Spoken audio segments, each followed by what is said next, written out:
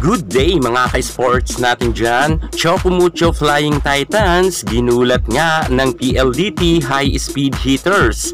Saan kaya nagkulang ang nasabi nating malakas na team na Choco Mucho?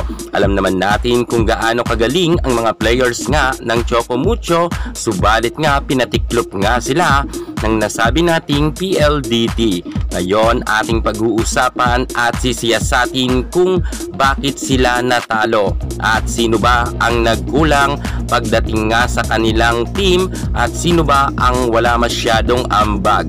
Sino ang kinakailangan talaga na mag-step up pa para sa next na game ay manalo uli sila. Ngayon muna atin sisilipin kung bakit muna natalo at yumuko ang Choco Mucho sa PLDT. Pero bago ang lahat, subscribe ka muna. I-click ang ating notification bell para lagi kang updated sa lahat ng issues sa volleyball. Susunod na!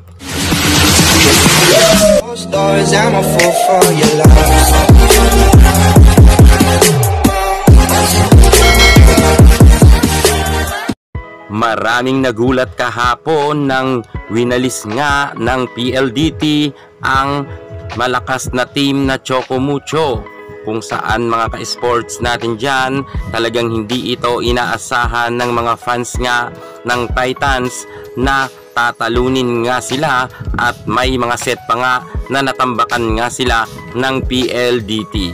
Eto mga ka-sports natin dyan ang mga kakulangan ng PLDT kung bakit nga sila natalo. Unahin na natin dyan mga ka-sports natin dyan ang kanilang magaling na setter na si Mars Alba.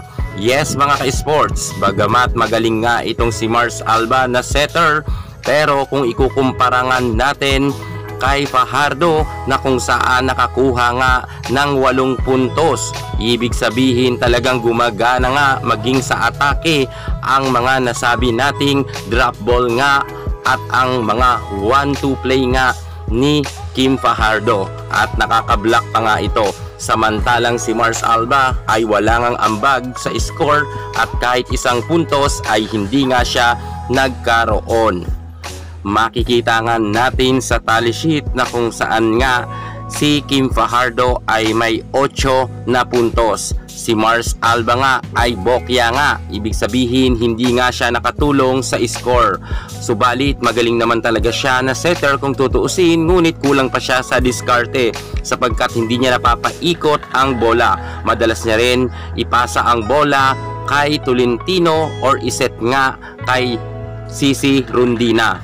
Nakakuha nga ng 18 puntos si Tolentino at 25 naman ang kanilang Darna na si Rondina. Ibig sabihin ay madalas talaga ni Mars Alba lang sa kanila nga iset. Hindi na niya masyado napaikot, maging ang kanya mga middle blocker na si Madi Madayag ay nakakuha lamang ng 7 puntos at ito naman si Cherry Nunag ay hindi rin naka-double digit. Ibig sabihin talaga hindi rin napagana ni Mars Alba ang kanyang mga middle attacker sapagkat nga madalas niya lang nga ibigay ang bola kay Tolentino at kay Cici Rondina. Kung kaya nababasa na rin ito ng mga middle blocker nga ng PLDT. Pangalawang dahilan kung saan sila nagkulang, hindi nga nila pinapasok ang ating nag-iisang boss Dina Wong.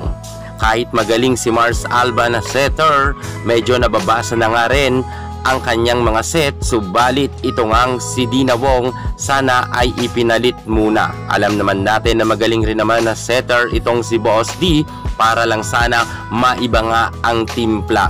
Kita naman kasi natin na ang PLDT ay halos nagpapalit-palitan nga sila ng mga players, subalit dito naman sa nasabi natin Choco Mucho ay never nga nilang ipinasok or ibinabad si Boss D. Ipinasok lang nilang madalian or saglitan sa kanyang pagsiserve lang. Yun lang ang naging ambag ni Boss D. Pagkatapos ay inilabas rin ito. Pero sana kung ginamit muna siyang setter at pinabangko muna or pinaupo muna si Mars Alba, sure tayo na may laban talaga ang Choco Mucho para lang maiba sana ang timpla at ang diskarte.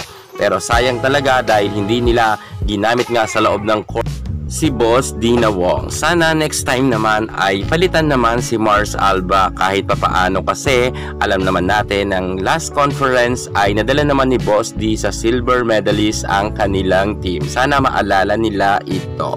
Number 3 na dahilan, walang iba kundi ang kanilang head coach na si Dante Alinsunurin.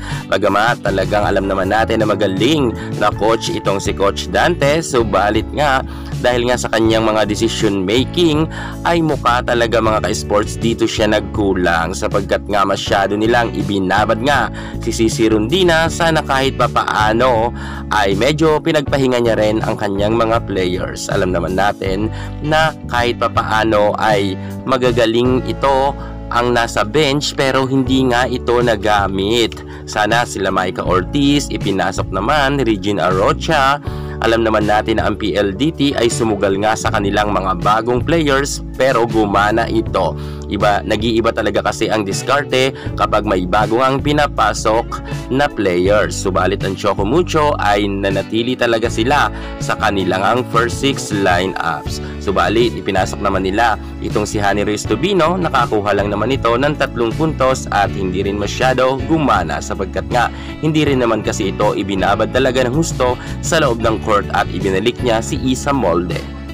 Nakita naman ninyo ang ginawa ni Coach Raldrica Fort ng PLDT. Ipinagpahinga niya ang kanyang mga star players nang alam niya na matatalo naman sila sa 4th set, at nang pagbalik nga nila sa 5th set, dito na muli na nakabawi nga sila ng lakas, kung kaya nga mas ganado nga ang PLDT sapagkat saglitan nga silang nakapagpahinga, kung kaya talagang matatalo talaga sila ng PLDT dahil may dala pa rin talaga ang PLDT ng sipag, tiyaga at swerte. At isa pa sa mga naging rason kung bakit sila natalo, narito ang PLDT ang naging dahilan talaga, dahil nga binigyan nila ng kumpiyansa ito pagkatapos ngang matalo sila sa first set, second set at natambakan nga ang Choco Mucho. Ibig sabihin, sinabi talaga ng coach ng PLDT na kayang-kaya nilang talunin ang malakas na team na Choco Mucho dahil nga natambakan nga sila ng second set. Kita naman natin na naging score nila, talagang tinambakan nila ang Choco Mucho. Ganon talaga nabigyan ng kumpiyansa ang PLDT ng Choco Mucho. Choco Mucho talaga ang nagbigay kumpiyansa sa kanila dahil nga kung sa first set pa lang, second set ay pumalag na ang Choco Mucho, tsak tayo na mawawala na ng diskarte at pag-asa nga ang PLDT. Subalit kita naman natin nang nakita talaga nilang natambakan nila ang Choco Mucho, lumakas talaga ang loob ng PLDT na kayang-kaya nila itong pataubin, at nangyari naman ito. Yan nga ang mga naging dahilan. Kayo, ano sa tingin nyo ang naging dahilan? Comment rin kayo sa baba. Yan muna ang pinaka-latest natin sa mundo ng volleyball. Thank you so much. God bless.